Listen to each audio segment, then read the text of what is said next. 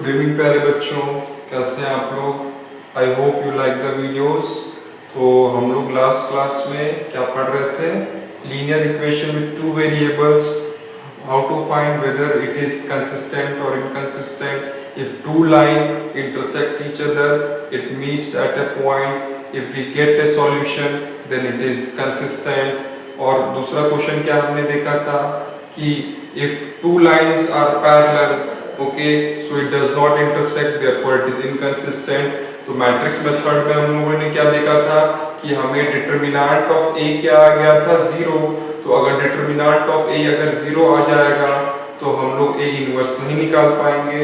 तो इससे हम लोग कह सकते हैं कि that it is what, inconsistent. और शुरू ही में हमें पता चल जाता है वेदर इट इज कंसिस्टेंट और इनकंसिस्टेंट। अगर कंसिस्टेंट है तो हम लोग फर्दर आगे प्रोसीड करके सॉल्यूशन निकाल सकते हैं, और अगर वो इनकंसिस्टेंट है तो हम लोग वहीं पर स्टॉप कर देंगे।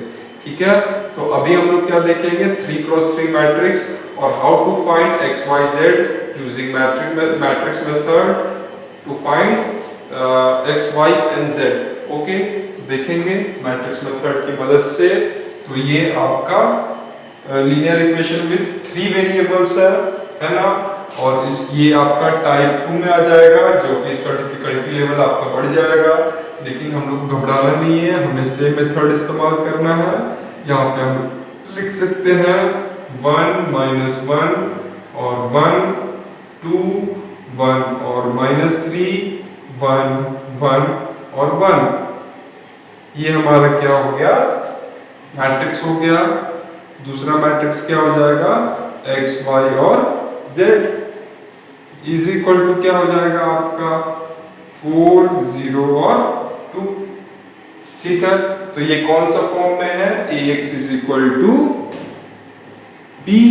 तो अगर हमें x निकालना है, दैट इज एक्स वाई और z अगर हमें निकालना है, तो हम लोग इसको लिख सकते हैं a इनवर्स इनटू b। तो इसके लिए हमें क्या करना पड़ेगा, एक्स वाई और जेड निकालने के लिए हमें ए इनवर्स निकालना पड़ेगा। तो हम लोग जानते हैं हमें ए इनवर्स निकालने के लिए क्या क्या क्या करना पड़ता है, A inverse is equal to 1 by mod of A into adjoint of A. ठीक है ना, तो 3x3 मैट्रिक्स में एडजॉइंट ऑफ ए निकालने के लिए हमें क्या करना पड़ता है, हमें कोफैक्टर निकालना पड़ता है। तो सबसे पहले हम लोग कोफैक्टर निकाल लेते हैं, a11 निकाल लेते हैं, इसका रो और कॉलम को हाइड कर देंगे। तो 1 1 जा 1 और -3, तो माइनस ऑफ -3 दैट इज +3। तो 3 + 1 that will be equal to 4।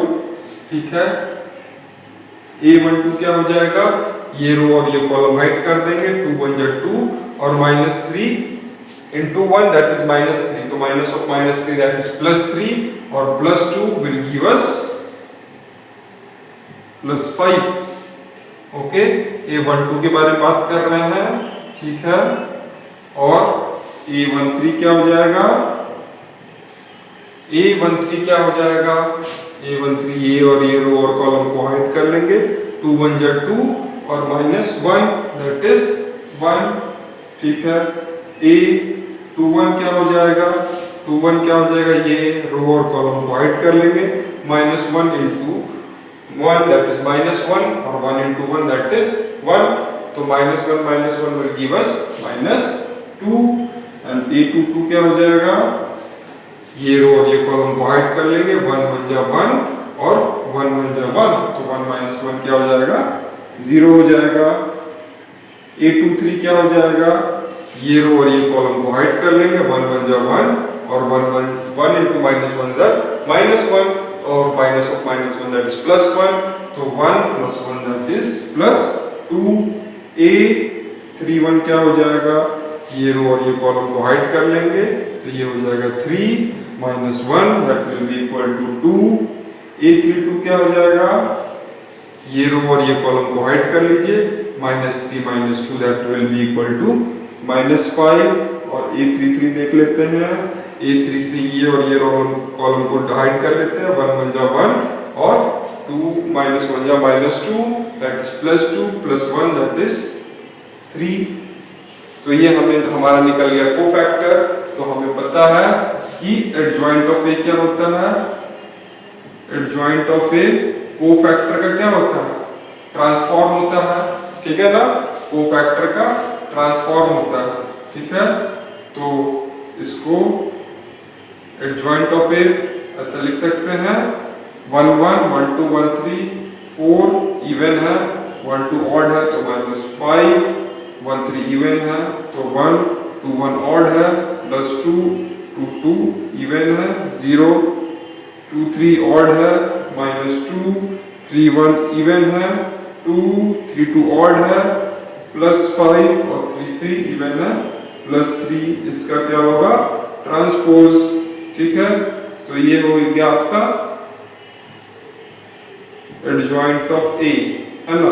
तो एडजॉइंट ऑफ ए को क्या लिखेंगे 4 -5 1 2 0 -2 2 5 और 3।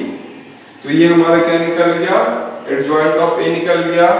और मॉड ऑफ ए निकालना है, मॉड ऑफ ए निकालना बहुत ही आसान है। तो फर्स्ट रो ले लेते हैं या फिर फर्स्ट कॉलम, जो आपका मर्जी करे। तो फर्स्ट रो अगर हम लोग लेते हैं तो ये हो जाएगा 1 1 1 जा 1 और +3 दैट इज 4, ठीक है। माइनस ऑफ -1 दैट इज +1, ठीक है। ये और ये कॉलम ऐड हो गया 2 1 जा 2 और +3 that will be equal to 5, ठीक है। +1 हो गया, ये रो कॉलम और ये कॉलम ऐड कर दिया 2 1 जा 2 -1 that will be equal to 1। तो ये हो गया 4 + 5 + 1 that is equal to 10। Mod of A is equal to what 10 हो गया, ठीक है। अब हम लोग x y z निकाल सकते हैं। x y और z क्या हो जाएगा आपका बताइए, आपका हो जाएगा a इनवर्स।